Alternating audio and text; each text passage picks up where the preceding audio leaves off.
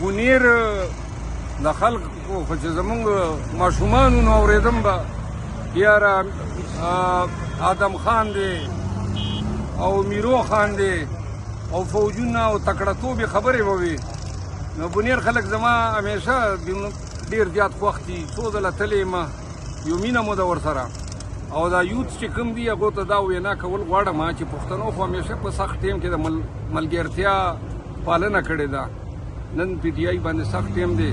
کوم ځوانان نن خان سره پی ټي آی سره ولاړي، دا د پښتنو زمونږ میراث دی او انشاءالله ښه وخت هم راشي او الله دې تاسو ټول آباد ساتي. د بونیر خلکو ته زما سلام.